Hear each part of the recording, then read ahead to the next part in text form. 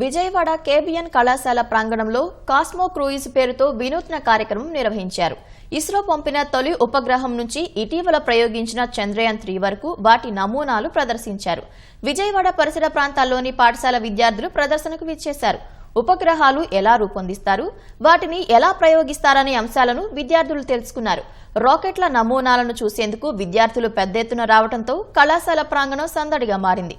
ఉపగ్రహ నమూనాలను ప్రత్యక్షంగా చూడటం, వాటి గురించి తెలుసుకోవడం సంతోషంగా ఉందని విద్యార్థులు తెలిపారు.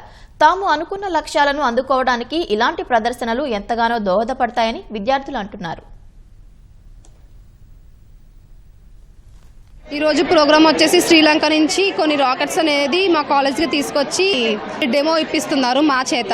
ఫస్ట్ స్టేజ్ ఆఫ్ రాకెట్ ఏంటి అంటే మీకు తెలిసే ఉంటుంది, బ్యాంబూ స్టిక్స్తో యూజ్ చేసి తయారు చేశారు.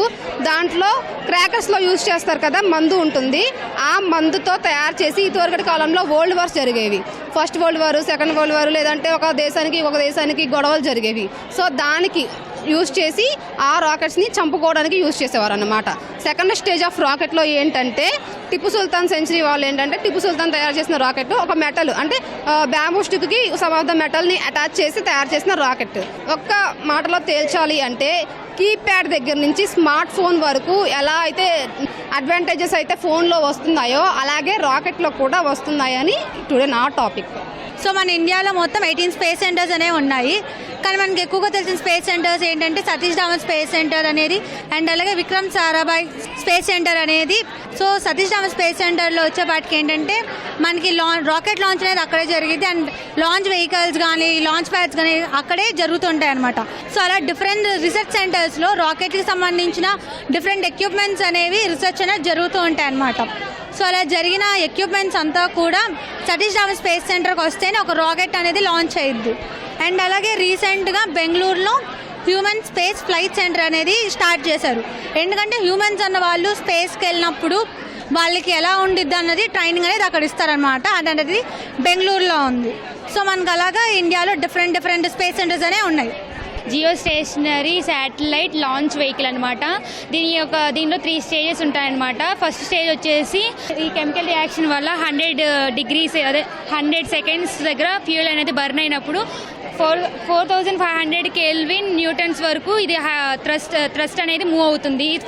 ఇది ఫస్ట్ స్టేజ్. సెకండ్ స్టేజ్లో ఉన్నప్పుడు ఆ కెమికల్ రియాక్షన్ వల్ల 800 కెల్విన్ వరకు ఇది మూవ్ అవుతుంది. అలాగా థర్డ్ స్టేజ్లో వచ్చేసరికేమో ఆ కెమికల్ రియాక్షన్ వల్ల 720 సెకండ్స్ వరకు ఫ్యూల్ అనేది బర్న్ అవుతుంది. ఇలా బర్న్ అవడం వల్ల మనం వాడుతున్న శాటిలైట్స్లో ఈ జిఎస్ఎల్వి అనేది స్పీడ్ని ఇంక్రీజ్ చేయడానికి జిఎస్ఎల్వి అనేది యూజ్ చేస్తామన్నమాట. Thank you. ఇవాళ ఇక్కడ నేషనల్ స్పేస్ డే ఆర్గనైజ్ చేశారనమాట. సో పైన ప్రెజెంటేషన్ ఇచ్చారు, మాకు చాలా నాలెడ్జ్ని ఇచ్చారనమాట అబౌట్ విక్రమ్ సారాభాయ్ గారి లైఫ్ జర్నీ, మరియు మంగళయాన్ మిషన్, గగన్యాన్, ఇలా చాలా మిషన్స్ మీద మాకు అవగాహన కల్పించారు. మరియు అక్కడేమో బయట ఒక ఎక్స్పో పెట్టారు, different models of satellites and missiles ఏవైతే ఇస్రో రిలీజ్ చేసిందో అవి, మరియు రీసెంట్గా మనం అచీవ్ చేసిన చంద్రయాన్ మిషన్ యొక్క మాడ్యూల్స్ అండ్ అది ఎలాగా జరిగింది, ద ప్రాసెస్ కూడా ఎక్స్ప్లెయిన్ చేశారు. మంచి ప్లేస్ అనమాట మా లాంటి స్టూడెంట్స్ ఇక్కడికి వచ్చి నేర్చుకోవడం.